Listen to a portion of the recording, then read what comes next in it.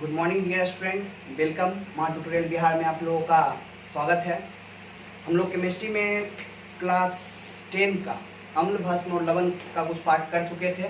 हम लोग next part पे आएंगे, लेकिन उससे पहले आप लोग जितने भी देखने वाले हैं, क्लास कर रहे हैं, वो अपने आस पड़ोस के साथियों एवं रिश्तेदारों से बोले सब्सक्राइब करके क्लास में जुड़ जाने के लिए। आप लोगों को बिहार बोर्ड की बेहतरीन तरीके से पढ़ाई करवाई जाएगी, जिससे आप लोग बिहार बोर्ड में कुछ अच्छा कर सके। कुछ क्या, बहुत अच्छा करेंगे। आप लोग बस साथ जुड़कर पढ़ते रहें, आप लोग का रिजल्ट 100% 400 प्लस ही रहेगा, उससे कम नहीं आएगा अगर आप लोग ईमानदारी से पढ़ते हैं तब। नहीं बस जनरली पढ़ते हैं तब तो कोई बात ही नहीं है। तो चलिए हम लोग अपना क्लास शुरू करते हैं। आज हमारा टॉपिक है फर्स्ट, कुछ पदार्थ और उसका पीएच मान। ये जो हमारा पदार्थ है और ये इसका पीएच मान।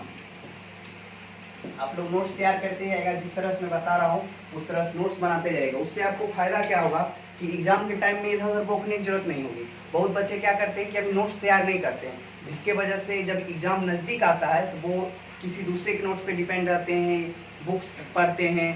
तो इस पर हमेशा मत जाइएगा। देखिए, 10 बुक को एक बार पढ़ना गलत है, लेकिन एक बुक को 10 बार पढ़ जाना सबसे बेहतर है। तो जो भी पढ़े एक चीज़ को अच्छे से पढ़े, अब बेहतरीन से समझते हो, बेहतरीन तरीके से, ठीक ना। जहाँ भी समझ में आए आप कमेंट कीजिएगा, ठीक। तो वहाँ फिर से मैं आपका क्लास लूँगा और अच्छे से करवाऊँगा। तो चलिए देखिए, ये हमारा कुछ पदार्थ है और उसका पीएच मान है। ये सब आपको अभी नहीं पढ़ना है। जो आप लोग कंपटीशन की तैयारी में जाइएगा ना, तो वहाँ भी ये सब पढ़ना पड़ता है। तो अभी से ही बेस को स्ट्रॉन्ग करके रखना है। जब बेस स्ट्रॉन्ग रहेगा तो उसमें पढ़ने में कोई कठिनाई नहीं होगा, सब कुछ लगेगा आसान। नहीं तो बाद में थोड़ा सा लगेगा कि काश थोड़ा सा पढ़े होते। तो आइए देखिए, अमाशय रस का पीएच मान 1, नींबू रस का पीएच मान 2.5, सिरका का पीएच मान 3, टमाटर रस का पीएच मान 4.1, पसीना का 4.5, अम्ल वर्षा 5.6, पेशाब का 6, दूध का 6.5। तो देखिए आप लोग यहाँ तक अभी तक जो देखे हैं, ये दूध तक, ये हमारा अम्लीय पदार्थ है। ये हमारा क्या है? अम्लीय। जल का मान क्या होता है? 7, तो ये उदासीन है। 7 से पीछे जितना भी बढ़ेगा वो सब अम्लीय होगा, और 7 से आगे जितना बढ़ेगा वो सब क्षारीय है। आंसू का 7.3, खून का 7.4, पीत का मान 7.5 से 8.8 तक होता है, चूना जल का 11। ये सब आपके बुक में दिया हुआ है। तो ये सब हो गया हमारा क्षारीय पदार्थ, क्षारीय। तो अमाशय रस से लेकर दूध तक जितना भी पदार्थ है ये सब अम्लीय है। शुद्ध जल का मान 7 है, इसलिए ये उदासीन है। और इधर ये सब पदार्थ क्या है? क्षारीय है। तो इस टेबल को आप अच्छे से याद रखिएगा। ये अगर अच्छे से याद रहा तो आपको भविष्य में जरूर काम आएगा। एग्जाम में भी इससे ऑब्जेक्टिव पूछा जाता है, तो वहाँ आपको करने में सहूलियत रहेगा। इसको नोट्स की तरह तैयार करते जाइएगा। अब हमारा नेक्स्ट पॉइंट आते हैं लवणों का नामकरण। बार बार लवण आ रहा था, ठीक ना। तो लवण का परिभाषा हम बहुत बार करवा चुके हैं, इसलिए नहीं करवाएं। लवण फिर से एक बार बताते हैं। अम्ल और भस्म जब आपस में विक्रिया करता है तो जल के साथ जो नया पदार्थ बनाता है वही क्या कहलाता है? लवण। लोग बार बार सुन रहे हैं। अब है लवणों का नामकरण, मतलब लवण का नामकरण हम लोग कैसे करेंगे। तो देखिए, लवण का नामकरण उसके मूलक पर डिपेंड करता है। मूलक मतलब क्या? जैसे Na है, प्लस Cl माइनस, ये प्लस और माइनस आयन में जो बढ़ता है तो यही मूलक कहलाता है, ठीक ना। तो समान भास्मिक मूलक मतलब भस्म का मूलक और समान अम्लीय मूलक, ठीक, के आधार पर लवणों के नामकरण किए जाते हैं। जैसे अब हम आपको दे देंगे NaCl और Na2SO4, कहेंगे इस लवण का नाम बताइए। तो दोनों में समान कौन है? Na, इधर भी Na। इसका नाम हो गया सोडियम लवण। इसका नाम क्या हो गया? सोडियम लवण, क्योंकि क्या है? Na मतलब सोडियम। उसी तरह हम आपको दे देंगे KCl और NaCl, कहेंगे इसमें बताइए आप कौन सा ये लवण है। तो K और Na तो डिफरेंट है, लेकिन Cl और Cl सेम है, तो इसका मतलब ये क्या हो गया? क्लोराइड लवण। क्या चीज? क्लोराइड लवण। तो ये सब जनरली नामकरण है। समान भास्मिक मूलक, देखिए समान भास्मिक मूलक और समान अम्लीय मूलक, भास्मिक और अम्लीय दोनों मूलक जब समान होगा तो उसी के नाम के आधार पर हम लोग क्या करते हैं? उसका नामकरण करते हैं। अब हमारा लवणों का वर्गीकरण, मतलब लवण को कैसे बांटेंगे। तो लवण को 3 भाग बांटा गया है, ठीक ना। पहला है सामान्य लवण, दूसरा अम्लीय लवण, तीसरा भास्मिक लवण। देखिए, सामान्य लवण का जब पूछे आपसे डिफिनीशन तो कहिएगा जब परवल अम्ल, ध्यान सुनिएगा, जब परवल अम्ल और परवल भस्म आपस में विक्रिया करते हैं तब जो लवण बनता है वो सामान्य लवण है। मतलब यहाँ पे जो है सामान्य लवण ये सब बना है, ये हमारा सामान्य लवण है, NaCl, KCl, MgCl2, Na2SO4, KNO3, CuSO4 और भी बहुत सारा है इत्यादि। तो ये सब हमारा सामान्य लवण है। ये जो है किससे बना होता है, परवल अम्ल और परवल भस्म से। और इसमें एक चीज याद रखिएगा कि इसमें H आपको कहीं देखने को मिला या OH, नहीं ना। तो जहाँ H और OH देखने को नहीं मिले तो समझ जाइएगा वो क्या है, सामान्य लवण है। मतलब परवल अम्ल और परवल भस्म द्वारा बने लवण को क्या कहते हैं, सामान्य लवण। और उसका यहाँ एग्जाम्पल हो गया। अब हमारा अम्लीय लवण, नाम से नहीं पता चल रहा है, अम्लीय मतलब इसमें अम्ल का गुण रह गया। इसका मतलब क्या, परवल अम्ल लिए थे, ध्यान से देखिएगा, परवल अम्ल लिए थे और दुर्बल भस्म ले लिए। तो परवल अम्ल दुर्बल को तो तुरंत न्यूट्रलाइजेशन कर देगा, लेकिन थोड़ा सा उसका मात्रा रह जाएगा। तो अम्लीय लवण कौन बनाएगा, परवल अम्ल और दुर्बल भस्म। तो इसमें H का रह जाएगा। तो देखिए आपको जब भी अम्लीय लवण दिखे तो समझ जाइएगा क्या, इसमें H होगा। तो देखिए इसमें हमारा H है, यहाँ भी H है, यहाँ भी H है। क्यों, क्योंकि ये अम्लीय लवण जो बना है परवल अम्ल, यहाँ ध्यान से रखिएगा। अच्छा ऊपर में फिर वही बताना, देख लीजिएगा एक बार। चलिए देखिए, परवल अम्ल और परवल भस्म से जब भी बनेगा सामान्य लवण बनेगा, परवल अम्ल और दुर्बल भस्म से बनेगा तो अम्लीय लवण बनेगा, और दुर्बल अम्ल और परवल भस्म से बनेगा तो भास्मिक लवण। सिंपल सा बात है। जब दोनों स्ट्रॉन्ग है तो सामान्य लवण, ना अम्लीय गुण रहेगा ना क्षारीय गुण रहेगा। जब अम्ल वाला स्ट्रॉन्ग है तो अम्लीय गुण तो रहेगा, तो अम्लीय लवण। और जब क्षार स्ट्रॉन्ग है, अम्ल कमजोर है, तो क्षारीय गुण रहेगा, जिसको भास्मिक लवण यानी भस्म। इसमें देखिए आपको OH देखने को मिल रहा है। तो ये सब सारा एग्जाम्पल है इसका। तो याद रखिएगा, सामान्य लवण में ना H मिलेगा ना OH मिलेगा, अम्लीय लवण में H मिलेगा, भास्मिक लवण में OH मिलेगा। तो ठीक ना। लवणों का वर्गीकरण 3 रूप में, सामान्य लवण, अम्लीय लवण और भास्मिक लवण। सामान्य लवण परवल अम्ल और परवल भस्म द्वारा अभिक्रिया करने के बाद बनेगा। अम्लीय लवण परवल अम्ल और दुर्बल भस्म से बनेगा। भास्मिक लवण परवल भस्म और दुर्बल अम्ल से अभिक्रिया करने के बाद बनेगा। इसी में लवण का गुण। देखिए जब परवल अम्ल और परवल भस्म आपस में अभिक्रिया करेगा तो ना H रहेगा ना OH, इसीलिए इसका pH मान कितना हो जाएगा, 7। फिर है परवल अम्ल को जब दुर्बल भस्म से अभिक्रिया कराएंगे, यहाँ परवल अम्ल है और दुर्बल भस्म है, तो pH मान 7 से क्या होगा, कम होगा। इसका मतलब क्या है, 7 से कम। ये pH 7 हो गया, लिख दीजिएगा pH का मान 7 से कम होता है। क्यों, क्योंकि 7 से कम किसका मान होता है, अम्ल का, और परवल अम्ल है तो दुर्बल भस्म को न्यूट्रलाइजेशन करके क्या बचाएगा। इसको आप एक सिंपल तरीका से देखिए, समझिए थोड़ा सा। जैसे मान लीजिए अम्ल का जो शक्ति है 8 है और दुर्बल भस्म ले रहे हैं उसका शक्ति 6 है। ये 8 में 2 तो बचेगा, 6 ये 2 और 6 है, इधर 6, ये 6 अपना कर लेगा, लेकिन इसका 2 भाग बच जाएगा। ये 2 भाग ही उसमें क्या अम्लीय गुण ला देगा। सेम उसी तरह जब परवल अम्ल और दुर्बल भस्म होगा तो pH मान उसका क्या होगा, 7 से कम। लेकिन जब दुर्बल अम्ल और परवल भस्म हो जाएगा तब pH मान 7 से अधिक। pH मान जो होगा मान 7 से अधिक। तो ये सब सिंपल बात थी, आप लोग को समझ में आ गई होगी। जब दोनों परवल रहेगा तब pH मान 7, ठीक। और इसका एग्जांपल आप लोग देख सकते हैं, ये सामान्य लवण हो गया, यहाँ से दे दीजिएगा। परवल अम्ल और दुर्बल भस्म अम्लीय लवण हो गया क्योंकि परवल अम्ल है। दुर्बल अम्ल और परवल भस्म भास्मिक लवण हो गया। तो ये सारा एग्जांपल आप वहाँ भी दे सकते हैं। तो ये सारा पॉइंट हमारा कंप्लीट होता है। इसके साथ आपको कोई प्रॉब्लम लगे तो कमेंट कर बताइएगा। बहुत ही बेहतरीन था ये चीज़ और इसको अच्छे से कर लीजिएगा। चलिए हम लोग नेक्स्ट पे आते हैं।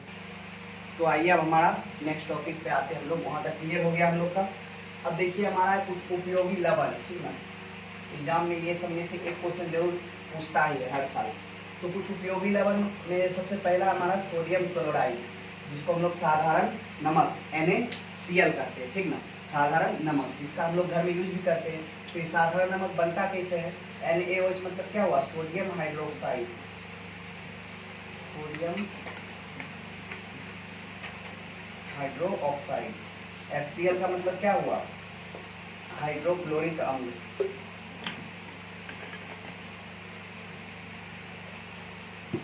तो ये बनाया NaCl यानी साधारण नमक, इसको हम लोग कहते हैं सोडियम क्लोराइड और जल। तो आप लिख सकते हैं इसको क्या, जब सोडियम हाइड्रोक्साइड और हाइड्रोक्लोरिक अम्ल को आपस में अभिक्रिया कराया जाता है तब हमें साधारण नमक प्राप्त होता है, ठीक ना। जब सोडियम हाइड्रोक्साइड और HCl यानी हाइड्रोक्लोरिक अम्ल को आपस में अभिक्रिया कराया जाता है तब हमें साधारण नमक प्राप्त होता है। ये साधारण नमक आप लोग घर में भी यूज करते होंगे, हर किसी के घर में यूज होता है। तो वही साधारण नमक बनता है किससे है, सोडियम हाइड्रोक्साइड और HCl से। देखिए साधारण नमक जो है मेनली जो है 95%, साधारण नमक का 95% समुद्री जल से प्राप्त होता है। साधारण नमक जो है उसका 95% कहाँ से प्राप्त होता है, समुद्री जल से।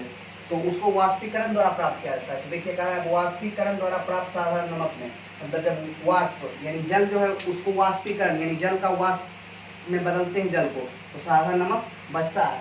तो ये वाष्पीकरण द्वारा जो नमक प्राप्त होता है Na2SO4, MgCl2, MgSO4, CaCO3 इत्यादि, मतलब बहुत सारे लवण अशुद्धि के रूप में पाए जाते हैं। मतलब जब उसको वाष्पीकरण द्वारा प्राप्त किया जाता है तो ये सारे अशुद्धि उसमें पाया जाता है। इसको बाद में हटाकर रिफाइन करके फिर से नमक आपका जो होता है अच्छे से सब कुछ पैक करके भेजा जाता है।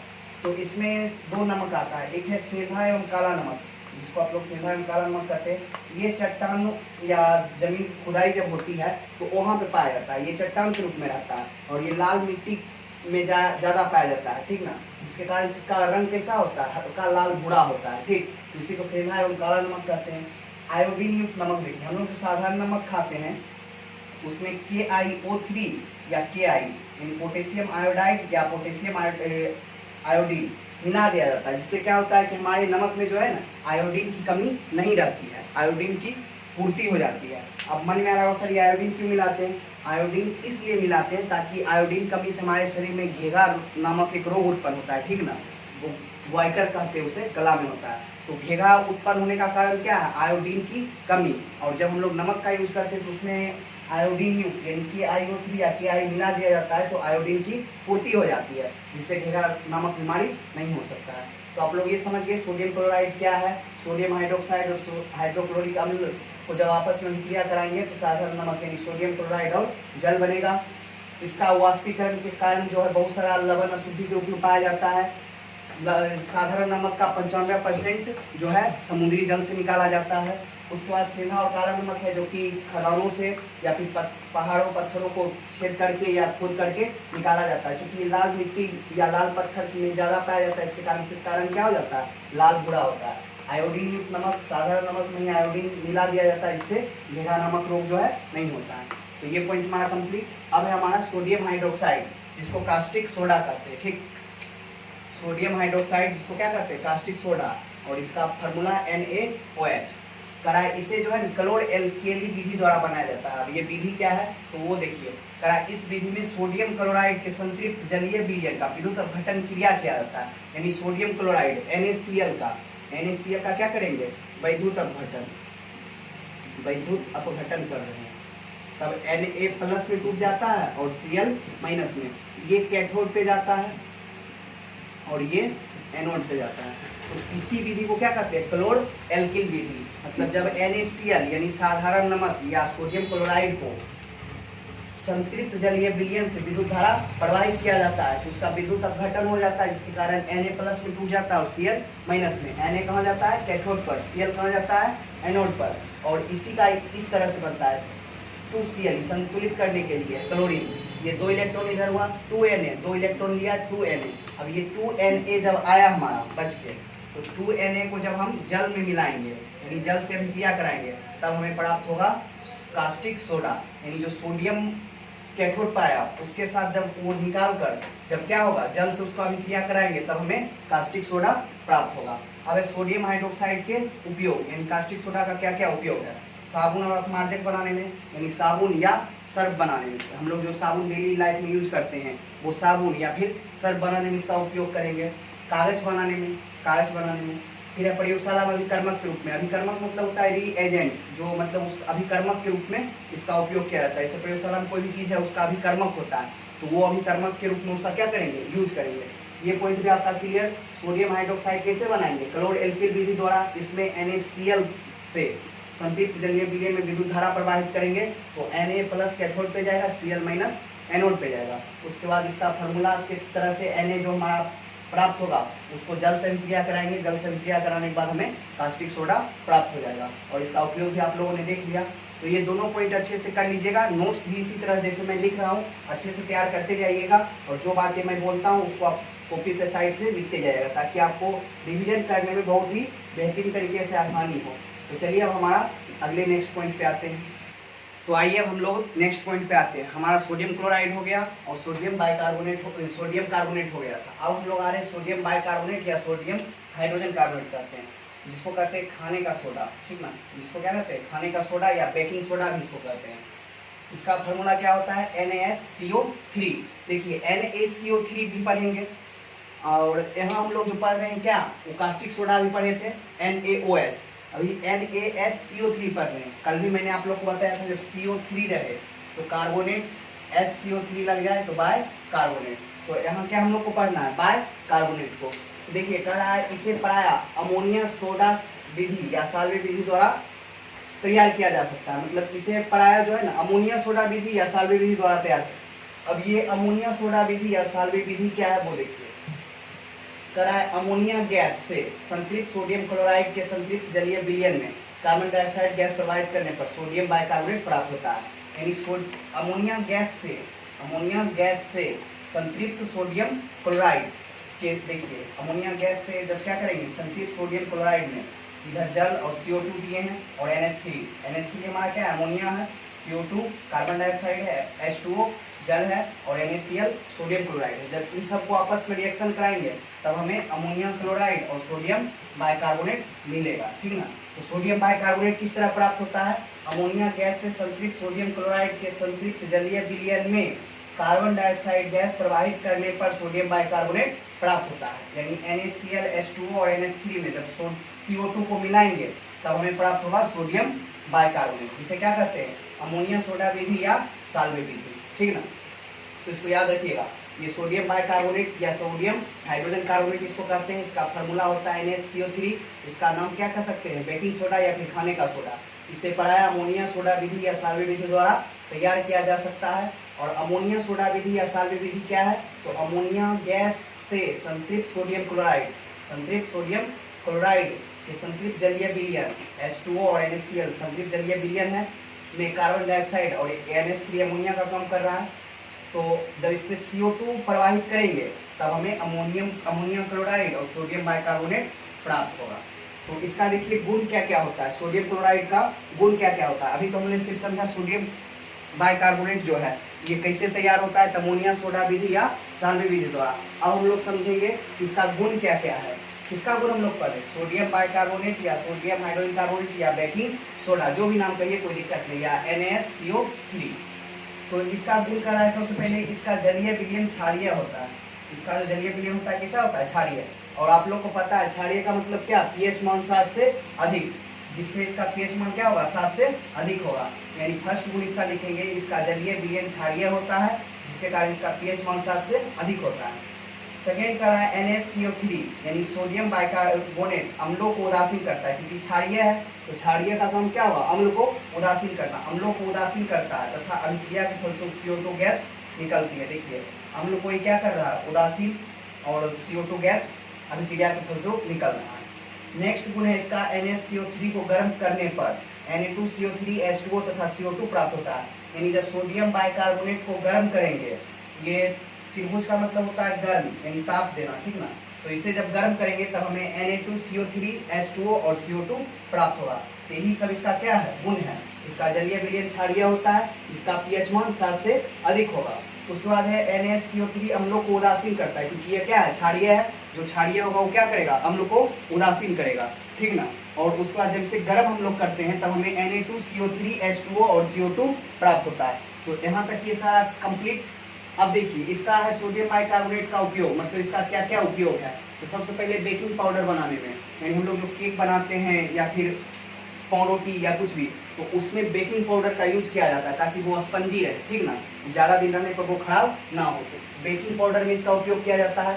पेट की अम्लता को कम करने में, कभी कभी हमारा पेट, जब जैसे कहते हैं हम लोग का पेट खराब हो गया है या फिर पेट में एसिडिटी बन गया है, तो उसमें उसको दूर करने में भी इस सोडियम बाइकार्बोनेट का उपयोग किया जाता है। अग्निशामक यंत्रों में, अग्निशामक यंत्र किसे कहते हैं, जो आग को बुझाने में प्रयोग होता है, तो उसमें भी इसका उपयोग किया जाता है रसोई घर में खास्ता व्यंजन बनाने में। आप लोग को तो याद ही होगा, छठ का पर्व हो या फिर कोई भी पर्व होता है, जब हम लोग घर में भोजन तैयार करते हैं तो कहते हैं खास्ता बनना चाहिए। तो खास्ता जो बनता है वो क्या चीज़ से बनता है? यही बेकिंग पाउडर सोडियम बाइकार्बोनेट से। तो आप लोगों ने देखा सोडियम बाइकार्बोनेट क्या है, इसे कैसे बनाते हैं, इसका क्या गुण है और इसका क्या उपयोग है। इसी के साथ ये पॉइंट हमारा समाप्त होता है। अब हम लोग आएंगे नेक्स्ट पॉइंट पे।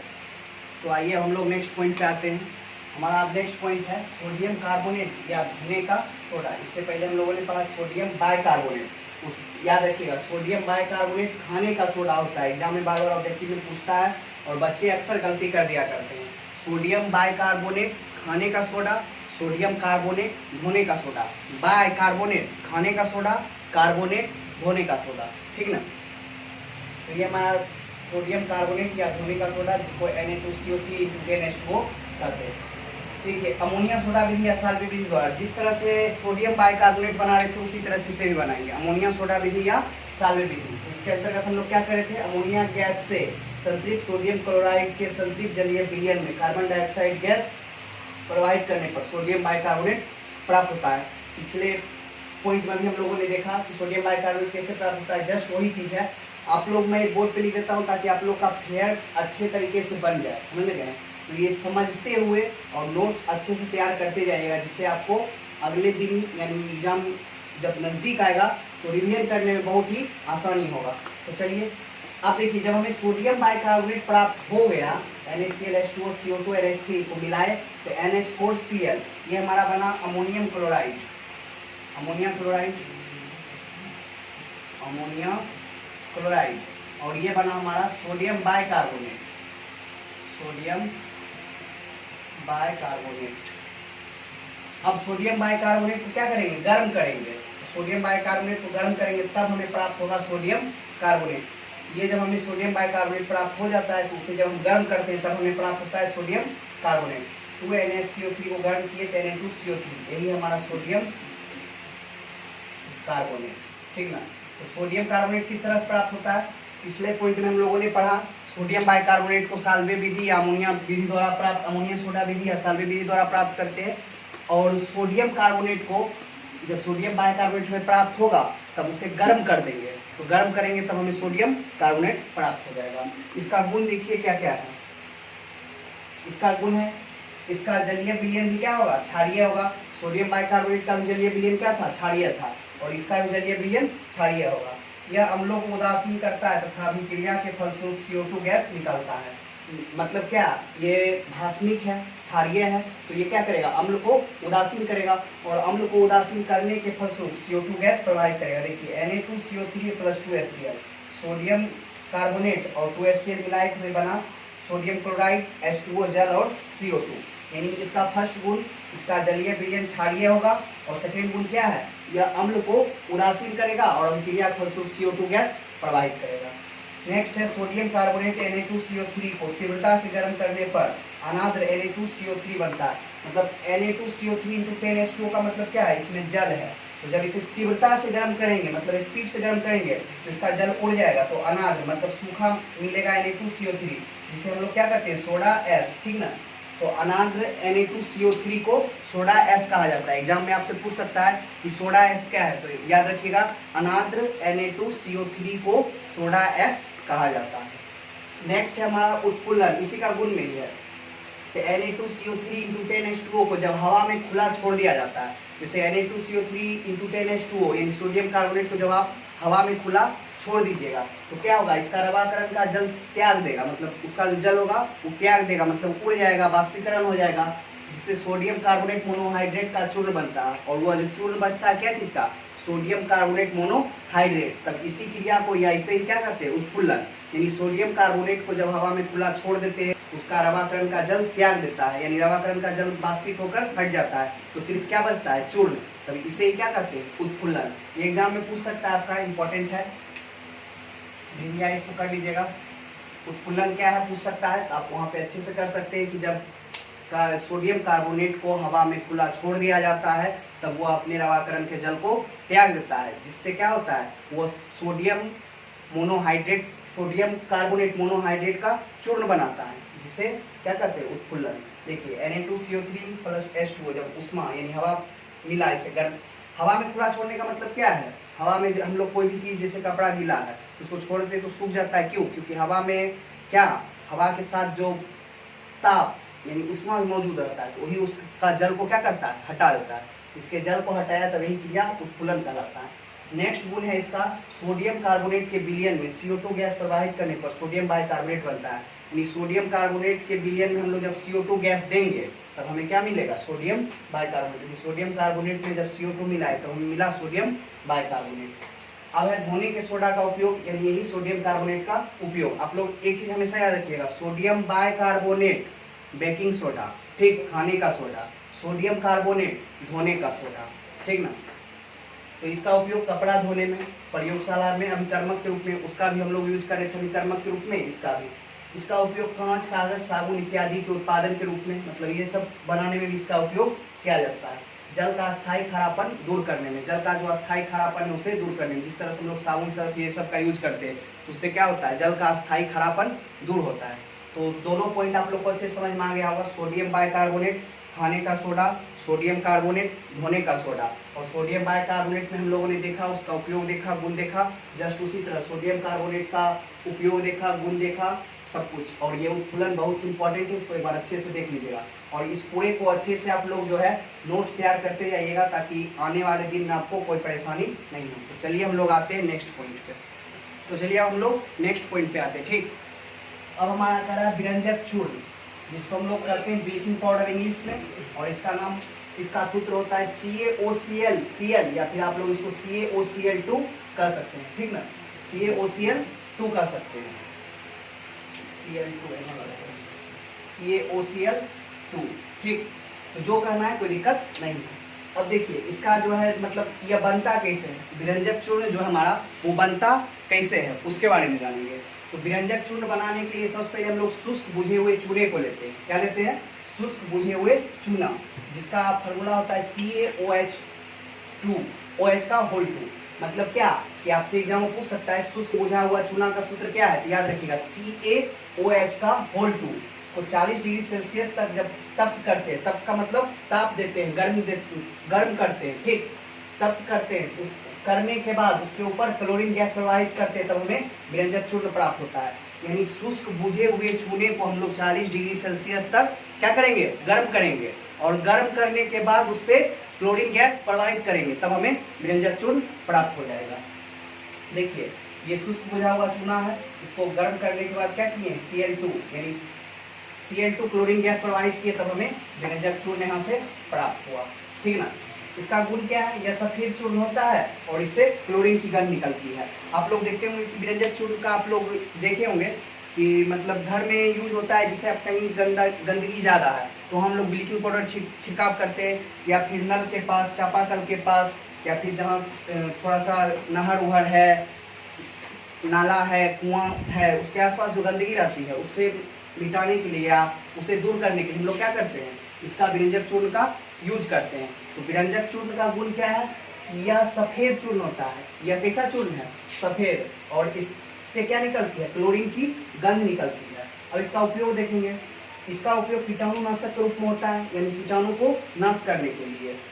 कागज एवं कपड़ों के विरंजन में, यानी कागज और कपड़ा का विरंजन मतलब समझ रहे हैं, कागज और कपड़ों के विरंजन मतलब रंग के परिवर्तन करने में, ठीक।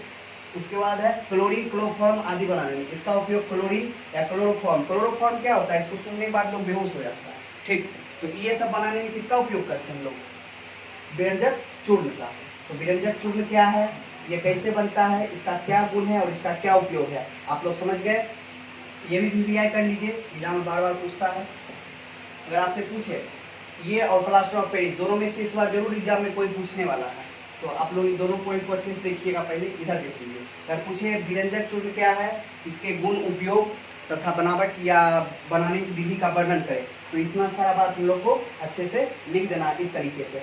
जब इस तरीके से साफ साफ आप लिखिएगा ना, तो टीचर भी खुश होकर नंबर अच्छा से देता है, तो उसको लगता है बच्चा पढ़ा लिखा। अब हम एक ही चीज़ में सब मिला के कर देते हैं तो वो अच्छी बात नहीं है। तो चलिए अब हमारा नेक्स्ट पॉइंट है प्लास्टर ऑफ पेरिस, CaSO4 का होल 2 इंटू H2O, या फिर इसको हम लोग कहते हैं कैल्शियम सल्फेट हेमीहाइड्रेट। जब कैल्शियम सल्फेट हेमीहाइड्रेट कहेंगे CaSO4 इंटू हाफ H2O, और जब प्लास्टर ऑफ पेरिस मतलब दोनों में से कोई भी बोल सकते हैं, कोई दिक्कत नहीं, दोनों इसी का नाम है। अब हमारा जिप्सम का फॉर्मूला CaSO4 इंटू 2H2O को जब तीव्रता से गर्म करते हैं तो यह पूर्ण रूप से निर्जलीय होकर कैल्शियम सल्फेट बनाता है। निर्जलीय होने का क्या मतलब है, यानी जल को त्याग देता है। ठीक, ये अपने जल को क्या करता है, त्याग देता है। देखिए CaSO4 इंटू H2O को गर्म किए तो ये जल को क्या किया, त्याग दिया। अब ये जो प्राप्त हुआ, हमें इस जिप्सम को 120 डिग्री सेल्सियस तक सावधानी पूर्वक गर्म करेंगे, तब हमें प्लास्टर ऑफ पेरिस मिलेगा। ये जो जिप्सम प्राप्त हुआ, यहाँ अब इसको क्या करेंगे, 120 डिग्री सेल्सियस पर गर्म करेंगे, तब हमें प्राप्त होगा प्लास्टर ऑफ पेरिस। वही उसका फॉर्मूला नीचे लिखा हुआ है, प्लास्टर ऑफ पेरिस प्राप्त हुआ है। इसका उपयोग क्या है, इसका उपयोग मूर्ति बनाने में किया जाता है। आप लोग देखते हुए प्लास्टर ऑफ पेरिस का उपयोग मूर्ति बनाने में किया जाता है। इसका उपयोग शल्य चिकित्सा में टूटी हड्डियों को बैठाने, जैसे देखते हैं किसी का पैर या हाथ टूट जाता है तो उस पर व्हाइट कलर का एक बैंडेज माना जाता है, प्लास्टर किया जाता है, यही प्लास्टर ऑफ पेरिस रहता है। इसका उपयोग मूर्ति बनाने में और शल्य चिकित्सा में हड्डियों को जोड़ने में। और यह कैसे बनता है वो आप लोग देख लीजिए, इसके उपयोग को देख लीजिए। ये दोनों पॉइंट अच्छे से कर लीजिएगा, नोट्स बना लीजिएगा अच्छे से तैयार करके, और बहुत ही इंपॉर्टेंट पॉइंट है ये दोनों, ठीक ना। तो अब हमारा लास्ट पॉइंट आता है जलयोजित लवण, यानी जलयोजित लवण क्या है, तो वैसे लवण जिनमें जल के रवाकरण होते हैं, रवाकरण के जल होते हैं, ठीक, मतलब नमी मात्रा पाई जाती है, तो वो सब क्या कहलाएगा, जलयोजित लवण। जैसे क्या CuSO4 इंटू 5H2O, धोने का सोडा, जिप्सम, मतलब जिसमें जल की मात्रा होगी ना, वो सब क्या है, जलयोजित लवण है। फिर है अनाद्र लवण, जिसमें जल की मात्रा नहीं होगी, रवाकरण का जल नहीं होगा, वो क्या कहलाएगा, अनाद्र, मतलब सूखा। जैसे अनाद्र टूटिया, मतलब CuSO4 सिर्फ रहेगा, तो 5H2O यहाँ से हट जाएगा। अनाद्र सोडियम कार्बोनेट, इसमें से भी H2O निकल जाएगा, मतलब जिसमें रवाकरण के जल पाए जाएंगे वो जलयोजित लवण, और जिसमें रवाकरण के जल नहीं पाए जाएंगे वो अनाद्र लवण, मतलब इसमें जल की मात्रा होगी लेकिन इसमें जल की मात्रा नहीं होगी। इसके बाद हमारा लास्ट पॉइंट है लवणों का पसीजना, ठीक ना, इसको मिटाया जाए। अब देखिए हमारा लास्ट पॉइंट क्या है, लवणों का पसीजना।